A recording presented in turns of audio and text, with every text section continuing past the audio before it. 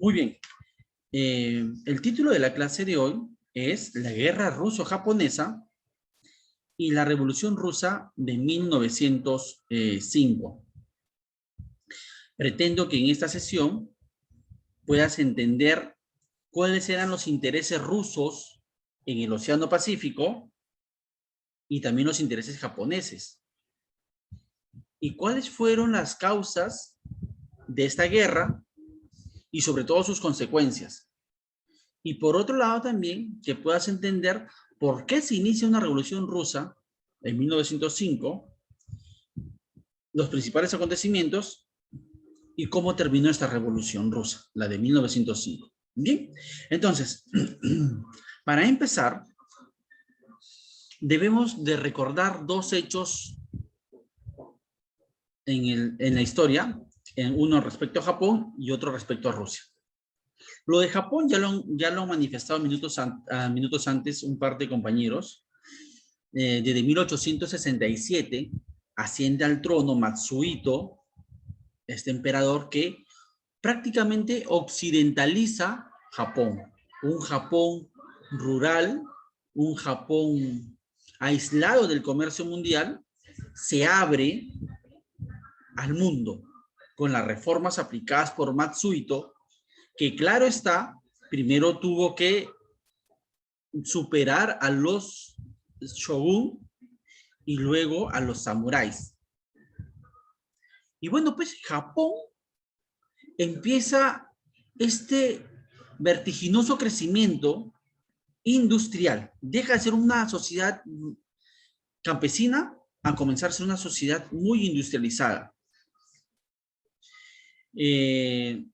Eso por un lado.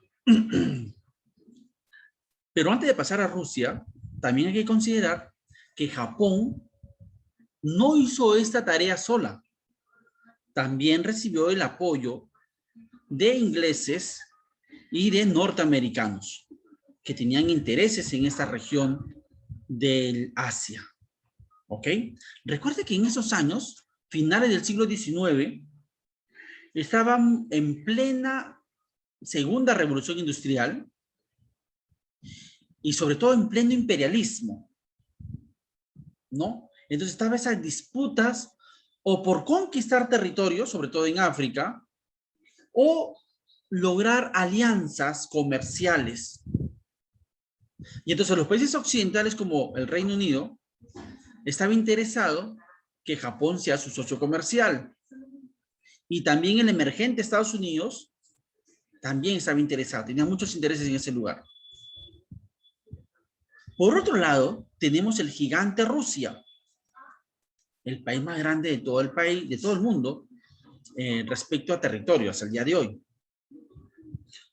El año pasado habíamos estudiado cómo Rusia siempre había tenido un sueño que era tener acceso al mar Mediterráneo para el comercio. Pero británicos y franceses siempre se lo habían impedido, como por ejemplo en la guerra de Crimea, que lo derrotaron a Rusia y defendiendo al imperio turco otomano. O sea, Rusia, la única solución que podía tener para salir al Mediterráneo, o una de las pocas, era conquistar los Balcanes, posesión de los turcos, ¿no? Eso lo hemos visto también en la paz armada, ¿se acuerdan? ¿Se acuerdan? Entonces Rusia siempre tenía esas intenciones de salir al Mediterráneo, pero los anglo-franceses no les convenía, porque sabían que si eso pasaba, Rusia se iba a convertir en una potencia, en una competencia en Europa.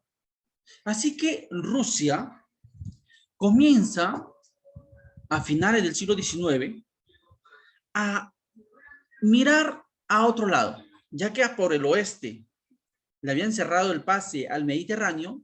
Rusia entonces comienza a ver hacia el otro extremo, hacia el este, hacia el Océano Pacífico. Ya luego veremos mapas. Ya que el océano, al salir al Mediterráneo estaba obstruido, pues Rusia dice, bueno, mejor me voy al Océano Pacífico. Allá está Japón, por ahí está China, al frente está Estados Unidos, entonces comienza a interesar en eso. Entonces los zares, recuerda que zar es la distorsión de César romano, los rusos por eso solo le quedan zar, que significa emperador en Rusia, y eran los que gobernaban. Los zares de Rusia se lanzan a una monumental obra de construir lo que se le conoce como el ferrocarril transiberiano, una línea férrea que unía a Rusia de oeste hacia el este, una línea de miles de kilómetros que iba a dar hacia el este, hacia el Océano Pacífico. Incluso fundan una importante ciudad a orillas del Océano Pacífico, la ciudad de Vladivostok. Pero cuando Rusia logra darle interés a su región oriental y salir al Océano Pacífico, es allí cuando Rusia choca con Japón. Japón tenía intereses en dominar todas estas regiones, China, Corea, lo que hoy es Filipinas y todas esas islas y países en general del Pacífico. Y además también estaba interesado Estados Unidos. Y a eso le sumamos que también los británicos, para variar, le iban a poner trabas a Rusia para que tenga salida o tenga mayor presencia en el Océano Pacífico. Pero quiero que usted entienda que para que Rusia salga al Océano Pacífico, no necesitaba invadir territorios que eran una obstrucción, porque el territorio ruso gigantesco sí tenía y sigue teniendo acceso al Océano Pacífico. O sea, aquí Rusia no iba a conquistar países, aquí Rusia tenía salida al Pacífico, pero que antes como que no le daba mucha importancia, era casi una región despoblada, pero ahora se interesa más y por eso reitero, construyen el Transiberiano y fundan el puerto de Vladivostok, pero eso choca con los intereses japoneses, norteamericanos y los intereses británicos. Los intereses norteamericanos y británicos, ante esta llegada rusa al Pacífico, los ingleses y los norteamericanos, reitero, apoyan a Japón. Japón recibe préstamos para fortalecer su armada, su flota, sus soldados se modernizan, estudian, traen lo mejorcito de las armas occidentales, Japón ya las poseía. Ahora, Rusia era gobernada por un zar, no había república, no había democracia, no había ni siquiera un parlamento. Era como aún se mantenía un sistema absolutista que había sido ya superado en Europa desde la Revolución Francesa. Pero en Rusia aún se mantenía ese tipo de gobierno dictatorial, autocrático, donde el zar concentraba todo el poder. Rusia era un país pues gigantesco, con poblaciones culturalmente heterogéneas, con lenguas, con razas, con religiones distintas. Muchas de ellas eran pobres, ¿no? En Rusia, sin embargo, había ingresado en esos tiempos, a finales del siglo XIX, una industrialización. Habían llegado capitales británicos, norteamericanos, franceses, y habían industrias, sobre todo en las ciudades de San Petersburgo o en Moscú, habían industrias y había surgido la clase obrera, ¿no? Pero la clase obrera y la clase campesina, los agricultores rusos, vivían en condiciones de extrema pobreza y olvidados por el zar. Entonces Rusia vivía hacia los años 1900, vivía lo que Inglaterra y Francia habían vivido 100 años atrás, 1805, 1820. Recuerdan que cuando se inicia la primera revolución industrial, Inglaterra, Francia, sufrían este problema de que los más pobres, los obreros y los campesinos sufrían la explotación del capitalismo, y eso surgiría o provocaría el surgimiento de las ideas revolucionarias de Carlos Marx y el socialismo, que invitaba a que campesinos y obreros se unan y derriben al Estado burgués, al Estado capitalista, e instauren un gobierno socialista. Y ustedes también ya saben que para evitar esto, los estados occidentales, Inglaterra, Francia, etcétera, sobre todo ellos, estos estados y los empresarios, la burguesía, dijeron, para evitar la revolución de estos obreros, mejor, caballero, hay que legislar poco a poco, aplicar reformas para que tengan un mejor nivel de vida y así nos evitamos que se nos rebelen, cosa que no nos convendría ni al Estado ni a la burguesía. Y además de que trabajadores mejor pagados van a demandar más, van a tener más nivel de consumo y nos vamos a beneficiar, decían los empresarios. Así de sencillo. Así que con estas mejoras en Europa no estalla la revolución socialista de Carlos Marx. Pero habían pasado los años y en Rusia, que tardíamente se había industrializado, tenía ese panorama de Occidente.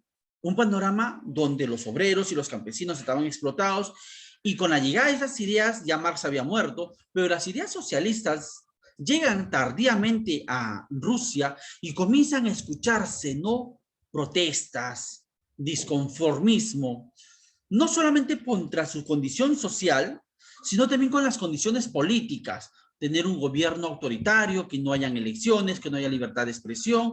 Todo eso va a ser un caldo de cultivo para que estalle la revolución de 1905.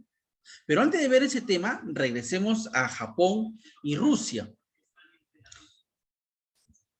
Japón tenía intereses en este lugar del Océano Pacífico, pero específicamente en China, lo que hoy es China, la región de Manchuria, que ya lo veremos en el mapa. Tenía intereses en Manchuria, en una isla, que era la isla de Sajalín, al norte de Japón, y la península de Corea. Y Rusia también tenía intereses en esos lugares. Así que se inicia en 1904 este conflicto, ¿no?, entre el gigante aparentemente ruso y Japón, que parecía que no podía hacerle frente al gigante ruso. Pero los japoneses en los campos de batalla demostrarían que tenían armas modernas, tanto en tierra como en el mar. Sus soldados demostraron una gran disciplina y valentía. Y los rusos, pues, van a ser derrotados en la batalla de Mukden y en el combate de Tsushima. En el combate de Tsushima, recuerda que combates en el mar y batallas es en tierra. En el combate de Tsushima hay una situación muy sui generis. Como Japón, como Rusia ya había perdido en la batalla de Mukden y veía perder la guerra, el zar ordena que su flota, lo mejor de su poderío naval, estaba en el mar Báltico. O sea, Rusia tenía el temor de que surja una guerra con ingleses, con Alemania en algún momento, y por eso su poderío no estaba en el Pacífico, estaba allá, en Europa, en el mar Báltico, que ya lo veremos en el mapa. Así que, en su desesperación, el zar ordena que su flota del mar Báltico vaya acá, al Océano Pacífico. Pero había un pequeño detalle, que para dar toda esa vuelta, tenías que bajar, entre comillas, por todo el mar, el Océano Atlántico, llegar hasta África, bordear África, como lo hizo alguna vez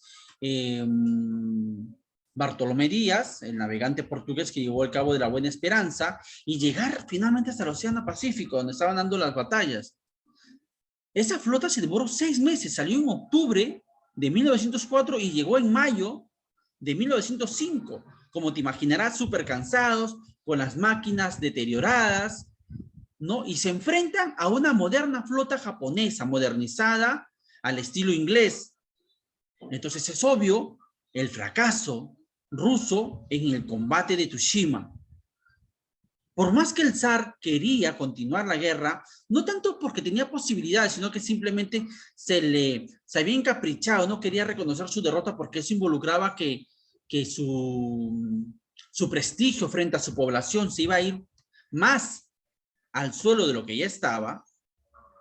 No tiene otra opción que reconocer su derrota y interviene Estados Unidos como mediador y en una ciudad norteamericana llamada Portsmouth se firma este tratado por la cual Rusia permite que Japón se apodere de Corea, de las islas Sajalín y de Manchuria, que no es un país, es una región de la que hoy es China.